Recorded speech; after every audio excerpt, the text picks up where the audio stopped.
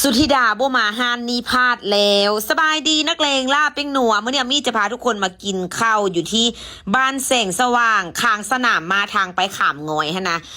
เส้นที่ว่าเขาเจ้าเฮ็ดอันสมโนครัวหนามานี่เลยมาเจอฮานนี่ซื้อฮานนัดพบสนามมาเด้อที่มาไกลปานนี้ย้อนหยังอยากกินข้าวนางเจ๊อ้ำขี่รถวนไปเวียนมาขี่ไปขี่มาแบบโบเลือกห้านจากเธอจน3 โมงมีหิวเข่าแบบใส่ใจที่ขาดแล้วก็ตอนนี้เมารถแหงเนาะเพราะว่านางขี่รถจังเดอบุก็สิเข้ามาห้านนี่ย้อนว่านางเห็นผู้ชายย่างเข้ามาว่าเสร็จแล้วตกลงเอาห้านนี้หลังจากที่เข้ามาแล้วก็เลือกอาหารตอนนี้อยากกินอย่างเผ็ดๆแต่เจ๊อ้ำสั่งทอดปีกไก่แล้วก็มีทอดดูคางหมูเนาะใครได้สั่งตำมีไว้แล้วก็มีต้มยำทะเลแล้วก็มีตำอันนี้ตำตอนสั่งข้าวมาพร้อม เพิ่นสั่งอาหารแบบซับซ้อนแหงเนาะแล้วก็อันนี้ก็เป็นตำทะเลอยากกินอย่างเผ็ดๆคือบอกว่ามีเมารถแหงทุกคนคันคนอื่นขับแล้วจะเมารถแต่ว่าคันตัวเองขับเองนั่นจะโบเมาเนาะขอกินก่อนซักเพราะว่าหิวข้าวแหงจน3 โมงแล้วนางก็แบบรอเดี๋ยวก็ได้กระโดบุตอนนี้นะตอนหิวนะคือออกบอกว่าเฮากินสร้างกับโบเรือกินเสือกับโบยังกินได้ทุกอย่างเลย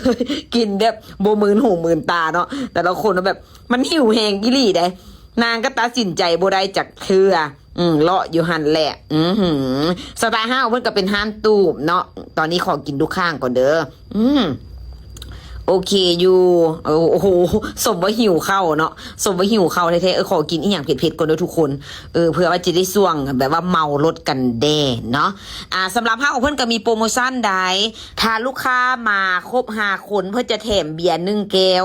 บ่ได้สั่งกะยาแถมให้เลยแต่ถ้าซื้อเบียร์6 แก้วแถมฟรี1 แก้วซื้อเบียร์1 ลังแถมฟรี2 แก้วเด้อห้าของเพื่อนเปิดทุกมื้อเปิดตั้งแต่9 โมงเช้าจนฮอด9 โมงแรงกันเลยโอ้โหเสี่ยวแซดอันนี้ก็หิวแหงเพราะว่าคือมัน3 โมงแล้ว